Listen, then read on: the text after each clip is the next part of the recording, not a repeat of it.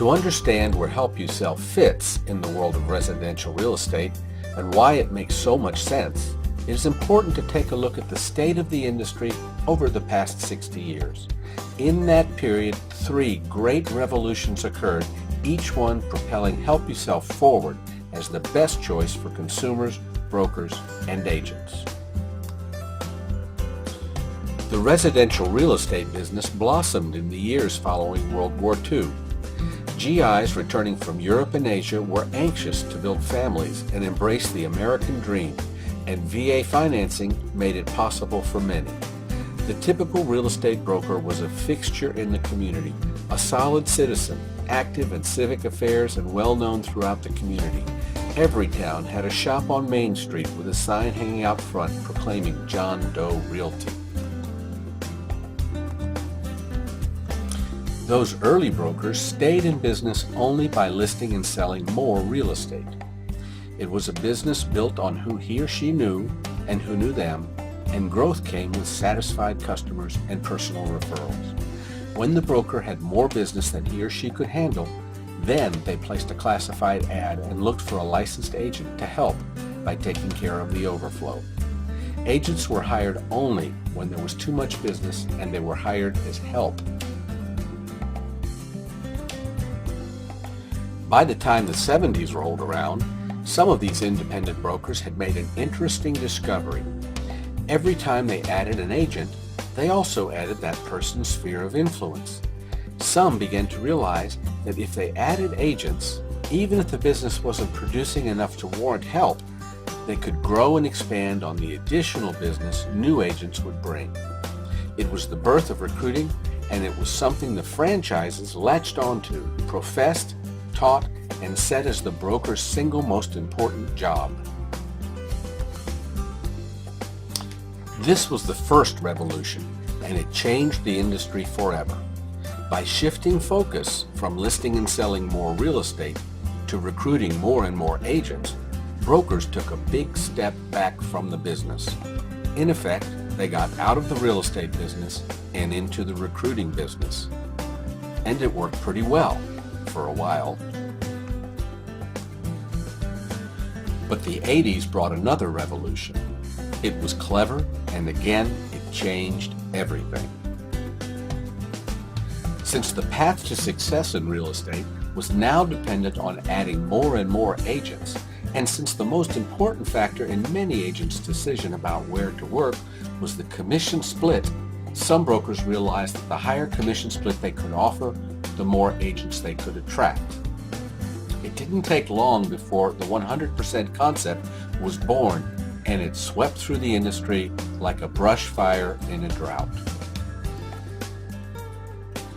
Traditional brokers touted training and support, but ultimately could do little more than stand by the front door and wave as agent after agent went down the street to work. In the end, traditional brokers began to adjust their commission splits up and up.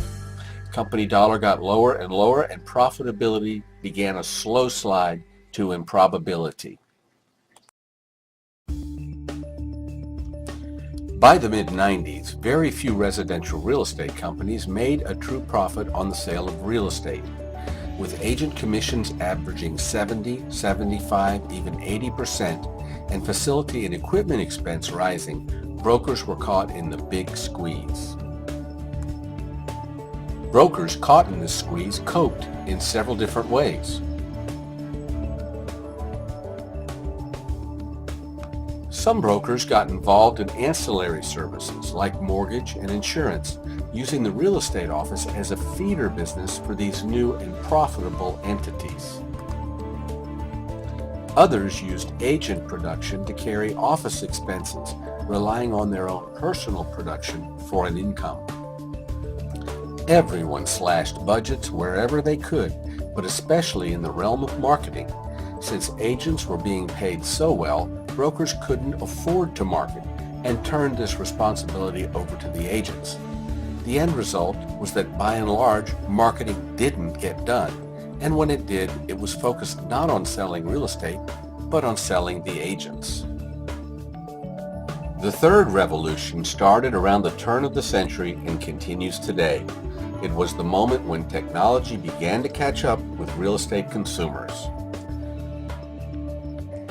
Prior to then, they did not have access to information about properties for sale and neighborhood values and were dependent on MLS-enabled realtors to get it. But the internet made information readily available to everyone.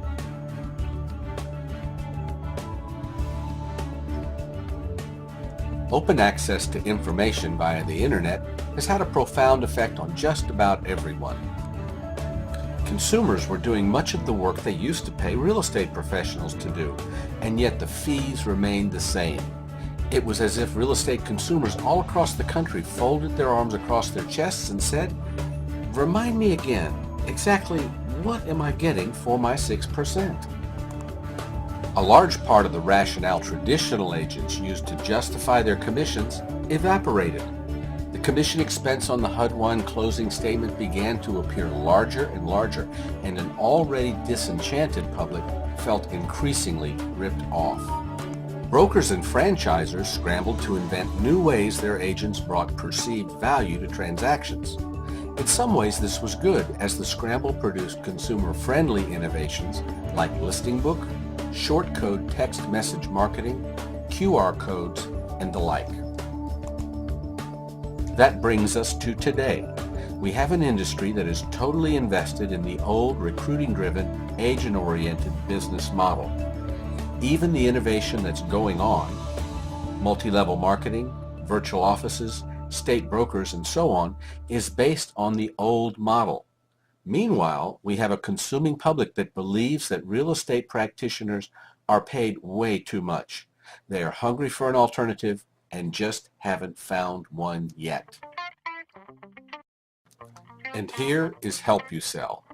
Consumer-focused, broker-centric, charging a logical and fair set fee for service that, in the current environment, looks like a bargain.